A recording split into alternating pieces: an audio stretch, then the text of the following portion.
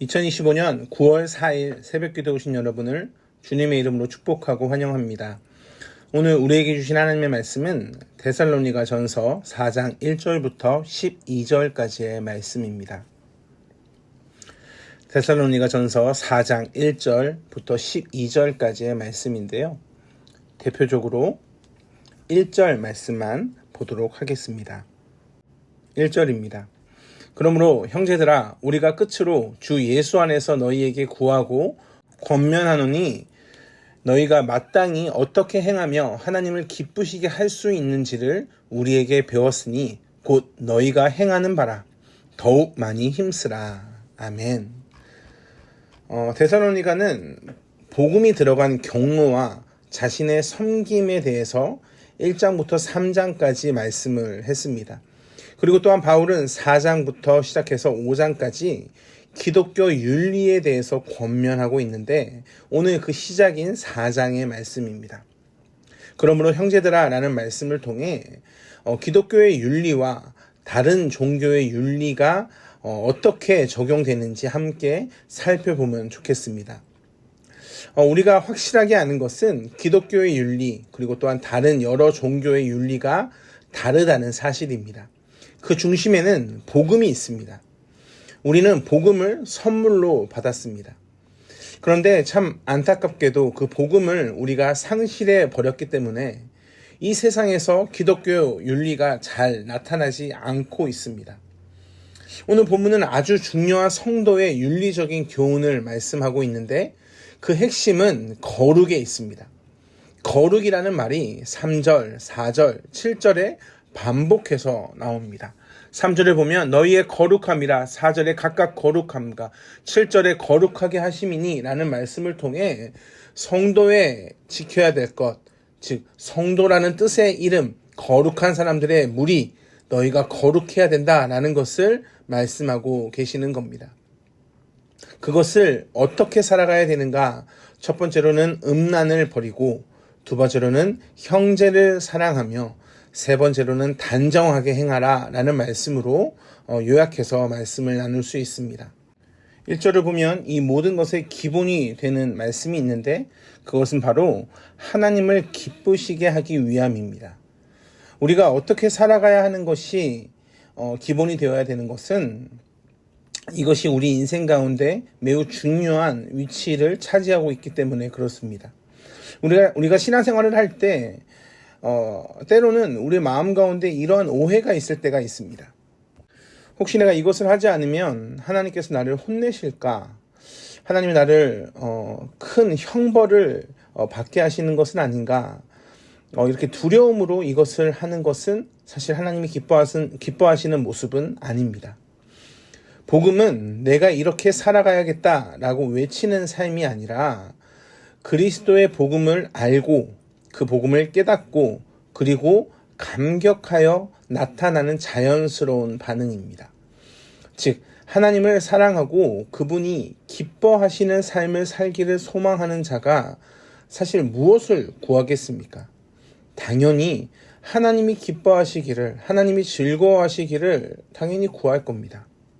2절을 보면 너희에게 무슨 명령으로 준 것을 너희가 아느니라 라는 말씀을 합니다.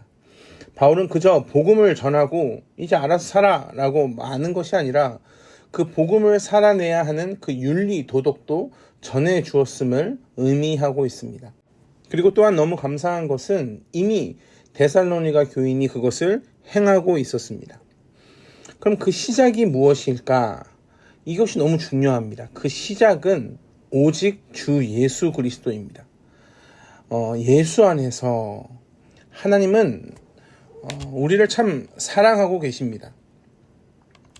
그런데 그 사랑이 참 우리를 어렵게 합니다. 복음이 사랑으로 다가오는가? 이 질문 앞에서 우리는 조금 생각해 볼 필요가 있습니다. 하나님은 당신을 사랑하십니다.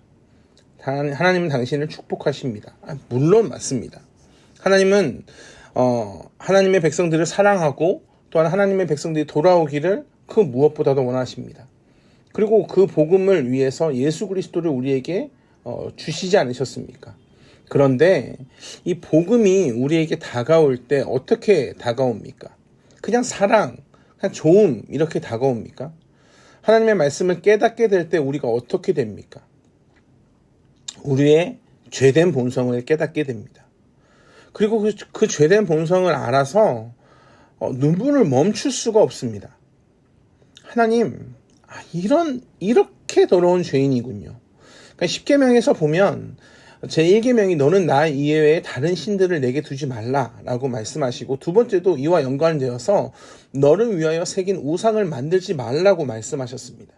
그러니까 복음을 듣고 내가 그 복음을 깨닫게 되면 이 말씀이 내가 하나님의 말씀을 정말로 지키지 않은 우상을 수도 없이 만드는 죄인이었구나라는 것을 알게 하는 거울과 같은 역할을 합니다. 그러니까 복음은 우리에게 분명히 축복의 시간이지만 동시에 죄를 깨닫게 되는 시간이기도 합니다. 나의 죄를 깊이 깨닫게 되는 순간인데 당연히 그 죄를 깨닫고 끝나는 것이 아니라 놀라운 축복도 받게 됩니다. 그래서 그냥 단순히 복음을 사랑으로 전하는가, 이거는 조금 우리가 생각해 볼 필요가 있습니다. 물론 사랑으로 전하는 것이 잘못됐는가 이런 말씀은 아닙니다. 그러나 사랑만 들어가 있지는 않습니다. 그래서 바울은 실천 윤리를 말할 때 당신은 하나님의 사랑을 받은 자입니다 라고 축복만 하거나, 아니면 마치 하나님을 믿었는데 병이 고쳐졌다, 아니면 사업에서 성공했다, 이러한 간증을 바탕으로 그들에게 복음을 전하지 않습니다. 그들에게 복음을 전하는 것이 오직 예수 그리스도의 복음으로 그들을 권면합니다. 그러니 듣는 이제 사람들의 입장에서는 당연히 듣기 불편한 소리를 처음에 듣게 될 것입니다. 그런데 그것이 그들의 삶을 변화하게 합니다. 그들을 바른 길로 인도합니다. 바울은 복음을 전하고 복음을 듣는 것으로 멈추지 않고 1절 하반절을 보면 더욱 많이 힘쓰라 라고 말씀합니다. 이만하면 족하다, 수고했어 라고 말하는 것이 아닙니다. 그런데 데살로니가 성도들은 그 받은 대로 행하고 있다는 것에 참 감격이 있습니다. 바울은 이 모습을 보며 그들을 인정하며 그들을 축복하는데 얼마나 큰 축복을 하는지 3절의 말씀을 보면 바울은 하나님의 뜻은 이것이니 너희의 거룩함이라. 너희가 그렇게 거룩하다, 하나님의 뜻대로 거룩하다, 이렇게 말씀하고 있습니다. 아무에게나 거룩함을 말씀하지 않습니다. 아무나 해당하는 말씀이 아닙니다. 복음을 통해 거듭남을 받은 사람, 그 사람들에게 해당하는 말씀입니다. 그래서 우리가 오늘 말씀을 통해서 또 알게 되는 것은 이 세 가지에 대해서 도덕적으로 해야 되는데, 첫 번째가 음란입니다. 사람이 참 약한 것이 음란에 약합니다. 그래서 하나님은 우리에게 거룩함으로 아내를 대하고 하나님을 모르는 이방인과 같이 세욕을 따르지 말라고 말씀합니다. 부부는 하나님이 만들어주신 거룩함을 나타낼 수 있는 귀한 하나님의 그 귀한 공동체라는 것을 잊지 마시길 주님의 이름으로 축복합니다. 그 거룩함 속에서 하나님은 우리에게 귀한 자녀도 허락하셨습니다. 이를 통해 하나님의 마음을 알게 되고 그분을 닮아갈 수 있게 되었습니다. 그런데 여기에서 멈추지 않습니다. 더 확장해서 두 번째로는 형제 사랑으로 더 넓힙니다. 그저 데살로니가 성도들끼리만 사랑했는가? 그렇지 않습니다. 10절의 말씀을 보면 온 마게도냐 모든 형제에 대하여 형제 사랑을 합니다. 사랑이 가족에서 형제로, 그리고 마게도냐 전 지역으로 넓어졌습니다. 데살로니가는 마게도냐의 수도이지 않습니까? 이게 데살로니가의 교회의 믿음의 사랑, 이것이 각처에 퍼지게 되었다는 증거가 됩니다. 그러니까 이들이 얼마나 열심히 살았을까? 얼마나 성실하게 살았을까? 그런 자에게 11절에 뭐라고 말씀하시냐면 조용히 자기 일을 하고 너희 손으로 일하기를 힘쓸 것을 권면하고 있습니다. 화려한 것을 요구하지 않습니다. 거룩함입니다. 거룩함은 그저 얻어지지 않습니다. 자신의 죄된 본성을 죽이며 아내를 사랑하고 형제를 사랑합니다. 그리고 일상의 삶에서 겸손함과 성실로 살아가 많은 사람들에게 존경받는 사람이 됩니다. 거룩함으로 거짓이 없고 성실한 자가 되라 합니다. 그리스도인은 누구보다 열심히 살아야 합니다. 성실하며 정직해야 합니다. 1억 천금을 노리는 자가 아니라 땀을 흘리며 정직하게 살아가는 자가 그리스도인이 되어야 합니다.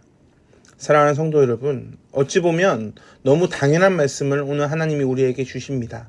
그러나 이 당연한 것을 하지 않아서 세상에서 바른 그리스도인을 찾기가 참 어렵습니다. 여러분이 하나님께 칭찬받고 또한 많은 사람들에게 정직하다, 바르다라는 말을 듣는 성도 되시길 주님의 이름으로 축복합니다. 그리고 그 이유가 그리스도인이기에 가능합니다라는 고백을 하시길 주님의 이름으로 축복합니다. 오늘도 조금씩 예수 그리스도를 닮아가는 성도 되시길 바랍니다. 기도하겠습니다. 사랑과 은혜가 풍성하신 아버지 하나님, 우리가 하나님 안에서 살아가는 것이 얼마나 큰 은혜인지 모르겠습니다.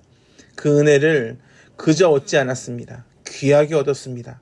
귀하게 받은 그 복음의 그 열매가 우리의 삶 안에서 정직하고 거룩하게 나타날 수 있도록 주여 우리의 심령을 주장하여 주시옵소서. 감사합니다. 사랑이 많으신 예수 그리스도의 이름으로 기도합니다. 아멘. 우리 주 예수 그리스도의 은혜와 하나님의 풍성하신 사랑과 성령 하나님의 언제나 동행하시는 은혜가 오늘도 하나님 안에서 성실하게 살아가겠습니다. 믿음으로 고백하는 한 분 한 분 위에 영원토록 함께 하시길 간절히 축원하옵나이다. 아멘.